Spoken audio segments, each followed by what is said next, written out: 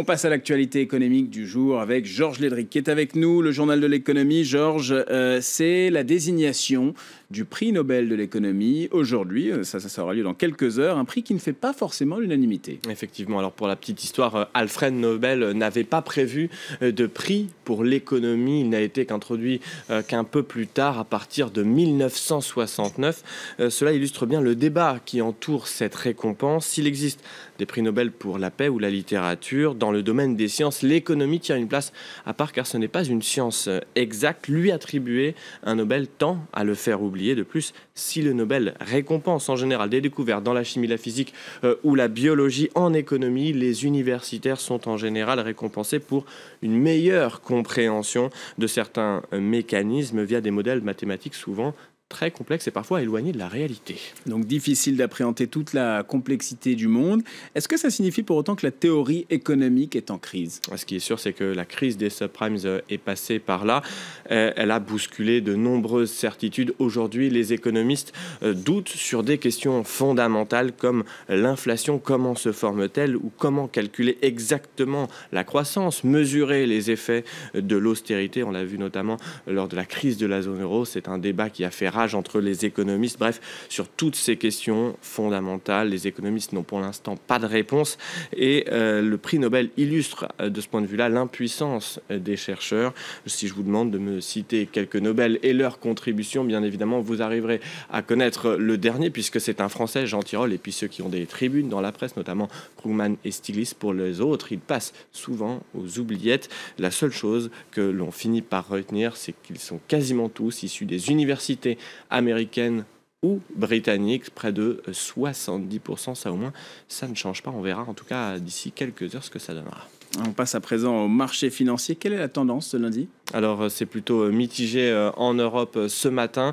La bourse de Francfort qui est-elle en forte hausse, enfin en légère hausse, plus 0,3%. À Paris et à Londres en revanche c'est beaucoup plus mitigé. On suivra notamment LVMH qui publie ses résultats après la clôture. Ces chiffres en Chine seront forcément scrutés avec énormément d'attention.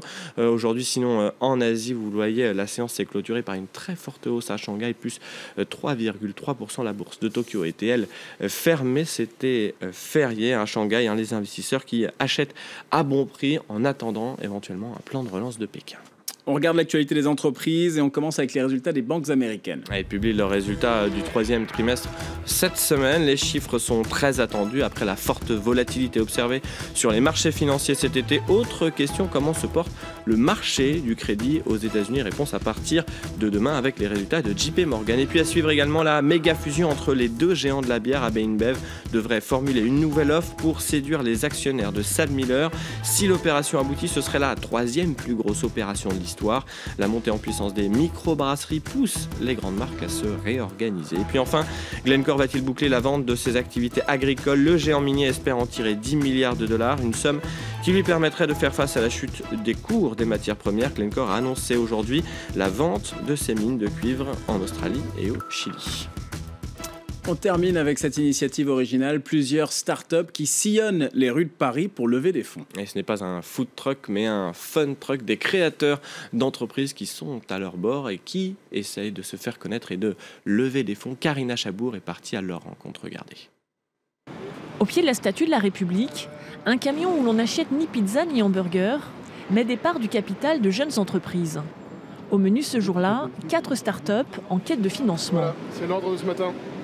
En entrée, Sandra Ray et son système de bioéclairage. Du plancton pour produire de la lumière.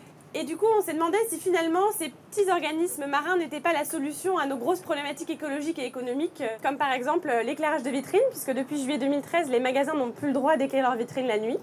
Ensuite, elle cherche à lever 1 million d'euros pour améliorer l'intensité et la durée de vie de son produit. En face, des conseillers, des financiers, mais également quelques curieux, invités à donner leur avis ou leur argent. Là, au moins, on sait où passe l'argent et ça développe une entreprise et crée des emplois. Et en ce moment, on en a quand même un petit peu besoin. L'aventure ne s'arrête pas là pour nos jeunes entrepreneurs ambulants. Deuxième étape, la défense. Pendant le trajet, ils ont droit à un retour critique sur la prestation qu'ils viennent de faire. Ne pas avoir peur de parler vraiment du marché, de votre pricing, de donner des chiffres sur le nombre de clients que vous avez, où est-ce que vous en êtes. Arrivé au quartier d'affaires de la Défense, le cadre idéal pour Édouard Paulez, qui vante les mérites de son auto-école en ligne. Et enfin, les inscriptions aux examens sont gratuites, alors qu'elles sont facturées en général 150 € dans les auto-écoles traditionnelles.